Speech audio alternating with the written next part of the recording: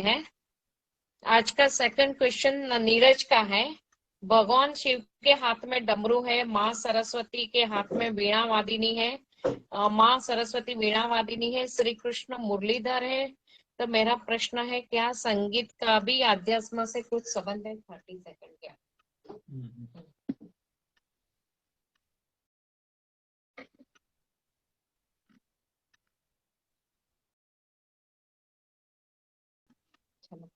हाँ नीरज भैया, आपने बहुत ही आत्मिक सवाल पूछा है। आध्यात्मिक बोलो या आध्यात्मिक बोलो, दोनों सब समान है, क्योंकि अध्ययन आत्मा का। तो आपकी आत्मा का अध्ययन सही चल रहा है कि गीत संगीत गायन वादन नृत्य कला ये सब अध्यात्म से जुड़े हुए हैं। पानी आ गया। हाँ, तो सबसे प्रथम शिव जी ने डमरू के द्वारा वेदों का प्रादुर्भाव किया, और वो डमरू के द्वारा प्रादुर्भाव होने के बाद वो ब्रह्मा जी को उसकी स्मृति हुई और ध्यान में उसको देखा गया। चारों वेदों को ब्रह्मा जी ने देखा और स्मृति में रखा, इससे उसको स्मृति बोलते हैं। और फिर उन्होंने वो स्मृति को ध्यान में रख के ऋषियों को उसका श्रवण करवाया, इससे उसको स्मृति कहा गया। तो इस तरह से ये वेद पृथ्वी पर आए हैं। और पृथ्वी पर आने के पहले फिर सरस्वती जी का भी प्रादुर्भाव हुआ, तो उनको भी वीणा हाथ में दी गई थी। इसके अलावा ब्रह्मर्षि नारद जी के हाथ में भी वीणा आपको देखने को मिलती है। और आपने कहा है कि कृष्ण के हाथ में मुरली भी है। तो ये सारे जो अ, अ, वाद्य हैं वो सब आद्य वाद्य माने गए हैं, क्योंकि प्राचीन काल से लेकर आज तक और कोई भी संस्कृत में इस तरह के वाद्य नहीं है। और जो भी वाद्यों का प्रारंभ हुआ है पूरी पृथ्वी पर या पूरे ब्रह्मांड में, वो इसी प्रकार से हुआ है, डमरू के द्वारा, वीणा के द्वारा और शंखनाद, ये शंख के द्वारा भी हुआ है। उसके द्वारा भी, उसके बारे में भी हम बाद में कभी बात करेंगे, शंख के नाद के बारे में। और रहा मुरली, तो ये सब के द्वारा गीत संगीत और नृत्य कला का प्रादुर्भाव हुआ था। और ऋग्वेद और सामवेद, इसमें जो ऋचाएं हैं, जो मंत्र है, ये सब साइंटिफिक रिदम के हिसाब से लिखे गए हैं, जो कि अपौरुषेय होने के बावजूद जब श्रुति स्मृति के बाद फिर धीरे धीरे उसका लेखन चालू हुआ। तो ये लेखन जो चालू हुआ उसके बाद जब अध्ययन अध्यापन का कार्य चालू हुआ, तो खास करके साउथ इंडिया में और फिर वाराणसी वगैरह में, तो मैंने स्वयं देखा है कि एक गुरु अपने शिष्य को वेदों का पठन कैसे करवाता है। कि मेरे कुछ मित्र हैं, वो स्वयं उन्होंने वेदों का अध्ययन किया है। तो उनके गुरु उनको कैसे सिखाते थे कि जब जब कोई भी ये नोट्स है मंत्र, तो जब ये ऋचा के नोट्स में हम उनको भार देना पड़ता था, एम्फसाइज करना होता था किसी शब्द या स्वर पर, तो उनका हाथ ऐसे नीचे जाता था। और जब ये स्वर को लाइटली बोला होता था तो उनका हाथ ऊपर जाता था। तो आपने यदि वेदों का थोड़ा भी अध्ययन किया है या थोड़ा भी उसका देखा है, तो आपको मालूम पड़ेगा कि वहां पर किसी किसी वर्ड के नीचे या किसी अल्फाबेट के नीचे आपको हॉरिजॉन्टल लाइन दिखेगी। मतलब कि वहां पर आपको एम्फसाइज करना है, थोड़ा भार देके बोलना है। और किसी किसी अल्फाबेट के आपको horizontal, I mean vertical line दिखेगी। किसी किसी अल्फाबेट के ऊपर आपको ऑब्लिक लाइन दिखेगी। तो वहां पर आधा वर्ड बोलना होता है, आधा अल्फाबेट बोलना होता है जहाँ ऑब्लिक लाइन है। तो इस तरह से जब भी ब्राह्मण लोग ये वेद पढ़ते या पढ़ाते हैं, या हमारे हम लोग जो ये पूजा पाठ करवाते हैं, रुद्री करवाते हैं, यज्ञ करवाते हैं, होम हवन करवाते हैं, तब जो ब्राह्मण लोगों के हाथ ऊपर नीचे होते हैं ना, तो वो इसी वजह से होते हैं कि there is a scientific rhythm behind each and every alphabet. Not only the word, each and every alphabet is interweaved due to its sound vibrations. And according to sound vibrations, Panch Mahabhutas are attracted. And accordingly, we get the blessings of the deities. Those deities are being attracted due to the vibrations. जो भी वो vibration के साथ जुड़े हुए होते हैं, ये सब देवी देवता। अभी मैं इसमें आपको 7 स्वरों की सरगम के बारे में बताऊंगा। कि जो बेसिक और फंडामेंटल स्वर हैं जिसके द्वारा ये देवी देवता अट्रैक्ट होते हैं, जिसको हम बोलते हैं 7 स्वरों के सरगम, यानी कि सा रे ग म प द नी। तो ये सा मतलब क्या? अग्नि, अग्निदेव। सा इज रिप्रेजेंटिव अग्निदेव। देन रे इज representing Brahma, and सा रे ग is representing Saraswati Devi, and म is representing Shiva. सा रे ग म प is representing Vishnu. सा रे ग म प the is representing Ganesh, and ni is represented by Surya. So all these main chief deities are attracted, and these deities are then invoked, and their blessings are then coming upon us, and they bestow us with their blissful vibrations, and accordingly then we get the boons, and our desires are being fulfilled. तो ये उसका fundamental है, इस तरह से है। और वैसे भी राग का मतलब क्या होता है? संस्कृत में कहा गया है कि रंजयति इति रागाः। तो जब that which colours our mind, I am repeating, that which colours our mind is called raga. तो दैट मीन्स कि ये जो राग है उनके द्वारा जो हमारे, ये जो भी देवी देवताओं का भी मैंने नाम दिया, तो उनके अपने अपने पॉजिटिव वाइब्रेशंस हैं, उनके अपने अपने कलर्स हैं। तो अकॉर्डिंगली वो कलर्स और वो साउंड वाइब्रेशंस हमारी बॉडी में भी आते हैं, और हमारे बॉडी में रहे वो यही देवी देवता जागृत भी होते हैं, और वो हमें जागृत होकर एक्टिव बनाते हैं। अकॉर्डिंगली हमें वो क्या डिजायर डायरेक्शन में लेके जाते हैं। तो उस तरह से हम कार्य करते हैं और हमारा कार्य होता है। अभी एक थोड़ी अलग से बात बोलूं कि ये रागों का कितना विशेष प्रभाव है हमारे शरीर और मन के ऊपर। तो अभी बहुत पुरानी बात नहीं है, प्राचीन काल में नहीं, लेकिन अर्वाचीन काल में ही पंडित ओमकारनाथ ठाकुर हो गए, जो कि 1933 की बात है कि 1933 में पंडित ओमकारनाथ ठाकुर हो गए, कि जो संगीत के महारथी थे। तो एक बार उनको यूरोप में म्यूजिकल कॉन्सर्ट के लिए इनवाइट किया गया था। तो अलग अलग देशों में वो जा रहे थे। तो इटाली के मुसोलिनी नाम का डिक्टेटर था। तो मुसोलिनी जो डिक्टेटर था इटाली का, उसको स्लीपलेसनेस का डिसऑर्डर था, जिसको साइंस में इंसोम्निया भी बोलते हैं, कि वो रात भर जागते रहते थे। तो उससे वो परेशान हो गए थे। तो आखिर में उनको किसी ने बोला कि ये जो पंडित ओमकारनाथ ठाकुर आ रहे हैं यूरोप में, उनको आप इनवाइट कीजिए, हो सकता है कि वो आपको ठीक कर दे उनके संगीत से, उनके गायन से। तो उनको लगा अच्छा ऐसा भी कभी हो सकता है क्या। तो फिर उन्होंने बोला कि ठीक है, तो मैं उनको इनवाइट करता हूँ, उसके उनके लिए हम म्यूजिकल कॉन्सर्ट भी खड़ी करते हैं। तो फिर उन्होंने ओमकारनाथ ठाकुर जी का कांटेक्ट किया और उनको कहा कि मैं आपको चैलेंज देता हूँ कि आप मेरी अनिद्रा का रोग दूर कर दोगे तो मैं मानूंगा कि आप सही संगीतज्ञ हो और भारतीय क्लासिकल संगीत में कुछ दम है, वरना मैं बोलूंगा कि ये सब गप गोले हैं।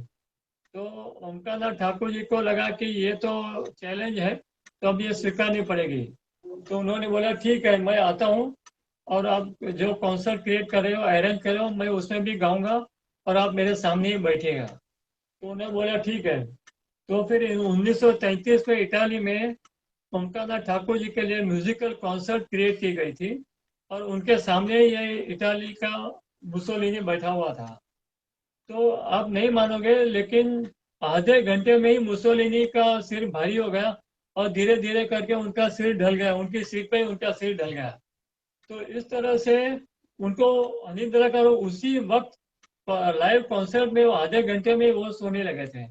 तो इस प्रकार से हमारे संगीत का बहुत बड़ा प्रभाव हमारे शरीर मन पर भी पड़ता है। इसके अलावा हाँ, उन्होंने कौन सा राग गाया था ये भी रहस्योद्घाटन कर देता हूँ, कि आप लोगों को ये सब पता नहीं होगा तो आनंद भी आएगा। कि उन्होंने पूरिया धनश्री नाम का राग गाया था, कि जिसकी वजह से जो लोग को भी स्लीप डिसऑर्डर है, जो लोग को अनिद्रा का रोग है, उन लोगों को नींद आ जाती है। ये प्रूवन है, साइंटिफिकली प्रूवन है। इनफैक्ट दिल्ली में जो अपोलो हॉस्पिटल्स है वहाँ पर म्यूजिक थेरेपी का सेशन चल रहे हैं और थेराप्यूटिक म्यूजिक का भी वहाँ पर काम लिया जा रहा है। विभिन्न प्रकार के रोगों की चिकित्सा भी म्यूजिक थेरेपी के द्वारा चालू हो गई है इंडिया में। और इनफैक्ट फॉरेन में भी बहुत सारी जगह पर रिसर्च हो चुका है कि विभिन्न रागों के द्वारा कैसे कैसे कौन से रोग दूर होते हैं।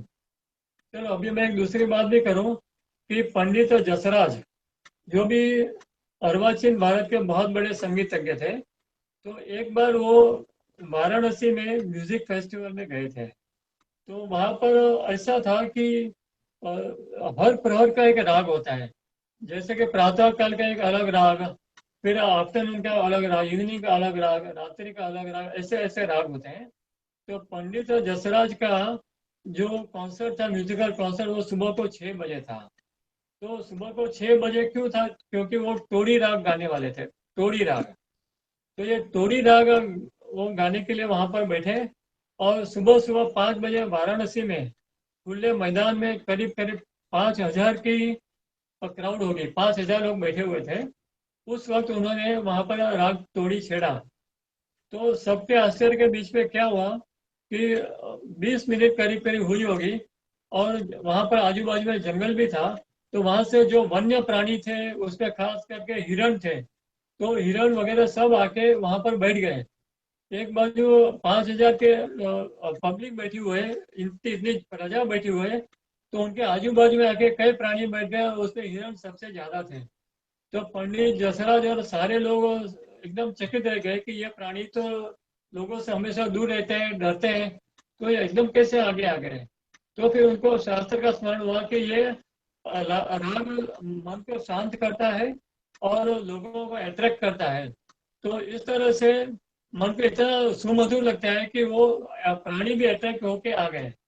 तो ये एक प्रूफ है कि हमारे जो राग रागिनी है, संगीत है, ये सब अध्यात्म से उनका लेन देन है। इसके अलावा मैं बताऊँ कि कौन से रागों से कौन से रोग ठीक होते हैं। तो ज्यादा डिटेल में नहीं जाऊंगा, नहीं तो इसके ऊपर मैं मुझे 72 आवर्स भी बोलना पड़ सकता है। और योर इंफॉर्मेशन, मैं यदि 72 आवर्स भी बोलूंगा ना तो भी यह चैप्टर पूरा नहीं हो सकता। और इसके ऊपर से एक बात और याद आ गई कि हमारी बॉडी में 72 नाड़ीज हैं। तो 72 नाड़ीज के लिए ऋषि मुनियों ने 72 रागों का प्रादुर्भाव भी किया हुआ है। यस, 72 नाड़ीज के लिए 72 राग, इसका प्रादुर्भाव किया गया है। तो जिसकी वजह से सारी नाड़ियां प्रभावित भी होती है, और यदि कोई परफेक्टली ये गाना बजाना कर सकता है तो उसको कोई रोग भी नहीं हो सकता। और एक मजे की बात बताऊं, तो ये जो मैंने अभी बताया ना, सारे गम पद नी, ये हमारे सातों चक्रों के साथ संलग्न है। जो मूलाधार चक्र है उसका प्रभाव सा से शुरू होता है। तो अब नीचे से शुरू कर, मूलाधार, स्वादिष्ठान, मणिपुर वगैरह, तो ये सारे गम पद नी, ये ऊपर सहस्त्र चक्र तक सातों रागों का प्रभाव आएगा। और फिर अब उल्टे क्रम में उसको बोलो कि नी ग म प द वगैरह। तो आप सा तक आओगे तो ऊपर से सहस्त्र चक्र से लेकर मूलाधार चक्र तक उसका प्रभाव आएगा। तो इस तरह से भी सारे चक्र हम लोग एक्टिवेट कर सकते हैं यदि हम लोग परफेक्टली कर सकते हैं तो। अभी एक और किस्सा मुझे याद आ रहा है कि जो भी अर्वाचीन भारत का, जो जब अकबर का राज था, अकबर का जब राज था इंडिया में, तब तानसेन मियाँ का, तानसेन मियाँ भी उनके नवरत्नों में से एक थे अकबर के राज में। तो वो अलग अलग प्रकार के राग गाते थे, तो अकबर उनसे बहुत प्रभावित रहते थे। तो एक बार क्या हुआ कि जो दरबारी लोग थे वो तानसेन से जेलसी कर रहे थे। तो उनको लगा कि एक बार तानसेन के बारे में उनको मालूम पड़ा कि दीपक राग अच्छे तरह से गा सकते हैं। तो लोगों ने अकबर को बोला कि दीपक राग बहुत अच्छा गाते हैं, तो आप उनको बोलो दरबार में आके दीपक राग गाए। क्योंकि लोगों को मालूम था कि दीपक राग गाने से बॉडी में भी जलन पैदा हो सकती है। तो लोगों को ये देखना था कि सही में ऐसा होता है कि नहीं। यदि होता है तो अच्छा है कि तानसेन को कोई तकलीफ होगी, हमें क्या। तो सब इस तरह से खुश होके अकबर को बोला। तो अकबर तो अभी राजा, तो राजा को तो कुछ बोलो तो क्यूरियोसिटी पैदा हो गई। तो उसने बोला कि हाँ तो हम तानसेन को बुलाते हैं। तो उन लोगों ने तानसेन को बुलाया और फिर उसको अकबर ने बोला कि आप दीपक राग गाएंगे हमारे लिए। तो अभी ये तो राजा रहा, तो तानसेन हिचकिचा रहा था क्योंकि उसको मालूम था कि दीपक राग गाने से बॉडी में जलन पैदा होती है और वो जलन इतनी हो जाती है कि अग्नि के समान हो जाती है और उसको शांत करने का फिर उपाय ढूंढना पड़ेगा। तो वो उपाय उस वक्त उनके सामने था, लेकिन वो उपाय करने वाला कोई नहीं था, न तो उनको खुद को और वो परफेक्टली उपाय मालूम था। तो फिर भी उन्होंने राजा को बोला ठीक है, अभी आप राजा हो, आप बोलते हो तो मुझे गाना तो पड़ेगा। तो उन्होंने बोला कि चलो कल मैं आता हूँ, फिर हम बैठते हैं दरबार में। तो दूसरे दिन पूरा दरबार भरा हुआ था और उस वक्त उन्होंने दीपक राग छेड़ा। तो उन्होंने बोल के रखा था कि दरबार में असंख्य दीप आप जलाए बिना रखना। घी के दीपक आप खाली घी लगा के रखना, घी में डुबो के रखना उनकी बात, और कोई भी दीपक जला के मत रखना। यदि मैं सच्चा हूँ और मेरा राग भी सच्चा है और मैं परफेक्टली गा सकता हूँ तो ये सारे दीपक अपने आप जलने चाहिए, वरना मैं यहाँ से चला जाऊंगा। तो इस तरह से उन्होंने फिर दीपक राग छेड़ना चालू किया।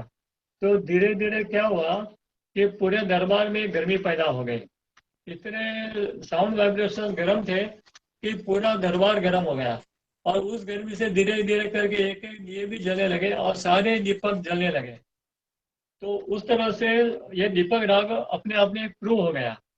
अभी ये दीपक राग पूरा होते होते होते तो उनकी बॉडी में इतनी जलन पैदा हो गई कि वो आधे बेहोश होकर गिर पड़े। तो सारे दरबारी एकदम एक बाजू चौंक गए और कुछ दरबारी जो जेलसी में थे वो खुश भी हो गए कि चलो ये कांटा अपने आप निकल जाएगा। तो लेकिन क्या हुआ कि उसके बाद तो तानसेन बहुत विचलित हो गए, वो दरबार में से चले गए। और फिर उन्होंने सोचा कि अभी मेरे को कौन इसमें से मुक्त कराएगा, कैसे मुक्त कराएगा। उन्होंने बहुत अलग अलग कोशिशें की लेकिन कुछ नहीं हुआ। फिर वो अलग अलग गांव में घूमने लगे। घूमते घूमते वो गुजरात तक पहुंच गए। गुजरात में वडनगर नाम की जगह है जहाँ पर एक मंदिर था। वहां पर उन्होंने रात भर रहे। फिर सुबह उठ के जब आरती हो रही थी तो वहां पर दो बहनें आई जिनका नाम था ताना रीरी। तो वो ताना रीरी ने मेघ मल्हार राग छेड़ा। अभी मेघ मल्हार राग का कारण क्या है कि उस वक्त दुष्काल जैसी परिस्थिति रही होगी। तो इन दोनों बहनों को मालूम था कि मेघ मल्हार का मतलब ये होता है कि मेघ आए और फिर बारिश करे या बरसात करे। तो फिर उन्होंने कोशिश की। उस दिन ताना दीदी बहनों ने मेघ मल्हार राग अच्छी तरह से छेड़ा और फॉर्चुनेटली उन लोगों ने बहुत अच्छी ट्रेनिंग ली थी। तो वो इतना अच्छी तरह से उन्होंने परफेक्टली गाया कि अचानक मेघ वहां पर जमा हो गए और बिजली भी आ गई और धड़ाधड़ बारिश गिरने लगी। इतनी बरसात हुई कि सारे लोग भीग गए वहां पर बैठे हुए थे। तो उसमें तानसेन मियाँ भी बैठे थे। तो उनको भी इतना शांत हो गया, बॉडी इतना शांत हुआ कि पूरा अग्नि जो प्रकट हुआ था उनकी बॉडी में दीपक राग से, वो मेघ मल्हार राग से शांत हो गया। तो इस तरह से ये हमारा साइंस क्लासिकल म्यूजिक का, क्लासिकल सॉन्ग का इतना सुपर डुपर है कि हमारे शरीर मन और आत्मा तक उसका प्रभाव आता है। यदि हम लोग कोई भी राग अच्छी तरह से गाते हैं तो हमारे सातों चक्र भी जागृत हो सकते हैं। तो इस तरह से नीरज भैया आपने तो हमारा तार छेड़ दिया। आज बहुत अच्छे क्वेश्चन आए। नीरज, आर यू सेटिस्फाइड कि और कुछ कहना है? ये ये तो वही जैसे राग जैसा है ना, जितना ही छेड़ेंगे उतना ही ध्वनि तरंगित होंगी और भी उसमें डूबते चलते जाएंगे। बहुत बहुत धन्यवाद गुरु जी। वैसे आध्यात्म में भी कुछ मंत्र ऐसे हैं कि बहुत ठंडक प्रदान करते हैं, कुछ मंत्र ऐसे हैं कि बहुत गर्मी पैदा होती है। इसीलिए ये तपस्वी जो हिमालय में बैठ के तपस्या करते हैं, गुप्त गुफाओं में तपस्या करते हैं, तो उनके शरीर पे एक खाली कॉपिन जैसा पतला वस्त्र होता है, फिर भी वो ठंडी में तपस्या कर सकते हैं क्योंकि मंत्र से इतनी अग्नि पैदा करते हैं बॉडी में कि उनको रेजिस्टेंस डेवलप हो जाता है। तो ये रागों से ही मंत्र में भी रिदम है और फिर वो मंत्र से भी हीट और ठंडक पैदा होती है। इसी बेस पे हमारा अध्यात्म डिपेंडेंट है। इसीलिए हमारे यहाँ भी पित्त के रोग दूसरे मंत्र से ठीक किए जाते हैं, और सर्दी कफ हो तो गर्म मंत्र वाला चीज दिया जाता है। तो मंत्र का भी अपना प्रभाव है, और वो उसका बेस भी संगीत